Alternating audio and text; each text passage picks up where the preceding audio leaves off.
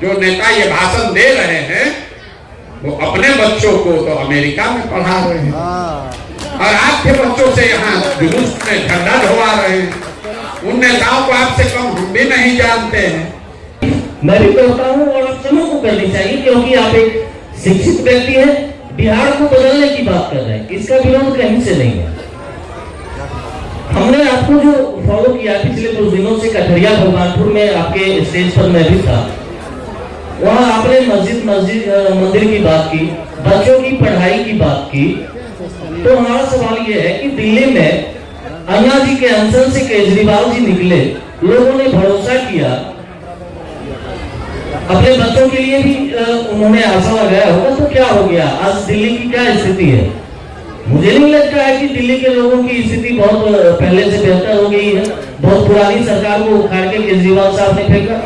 बिहार में आप कह रहे हैं हम लोग भरोसा करने के लिए तैयार हैं, हम आपके साथ रहेंगे, लेकिन इसकी क्या गारंटी है कि हमारे बच्चे आपके आने से बेहतर शिक्षा ले पाएंगे, बेहतर रोजगार मिल पाएगा? सर प्लीज एक मिनट, बस एक मिनट सर।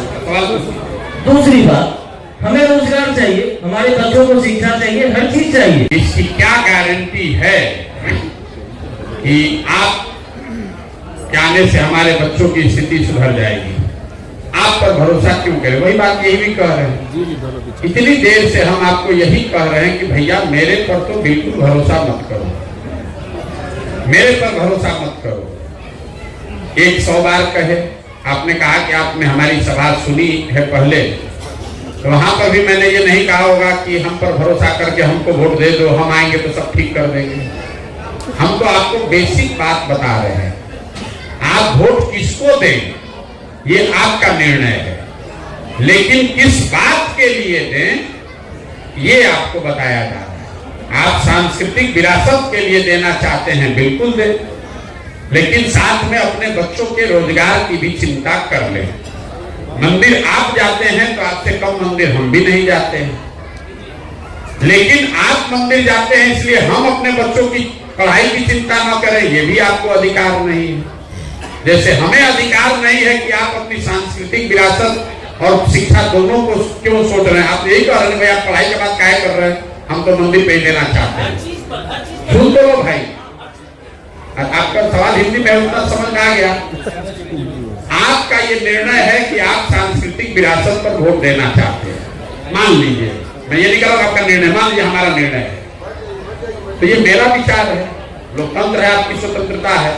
हमारा विचार है कि भैया सबसे ज्यादा जरूरी है कि तुम अपने और अपने बच्चों की पढ़ाई की पहले चिंता कर लो। अगर आपकी इतनी भी समझ नहीं है कि आप अपना नाम लिख सकें, तो किस सांस्कृतिक विरासत को बचाओगे? किस सांस्कृतिक विरासत में बताया गया है कि अपने बच्चों को अनपढ़ और मजदूर बना दे? ये बता दीजिए। हम जिस सांस्कृतिक विरासत की आप बात कर रहे हैं, इस सांस्कृतिक विरासत में यह बताया गया कि अपने बच्चों को पढ़ाओ नहीं, उनसे जुलूस में उनको घुमाओ, धर्म का रक्षक बनाने के नाम पर उनको मिलिटेंट बना दो। और जिन नेताओं को, जो नेता ये भाषण दे रहे हैं, वो अपने बच्चों को तो अमेरिका में पढ़ा रहे हैं और आपके बच्चों से यहाँ जुलूस में झंडा ढोवा रहे हैं। उन नेताओं को आपसे कम हम भी नहीं जानते हैं। बात किसी के विरोध की नहीं है, बात बिहार के बच्चों की है।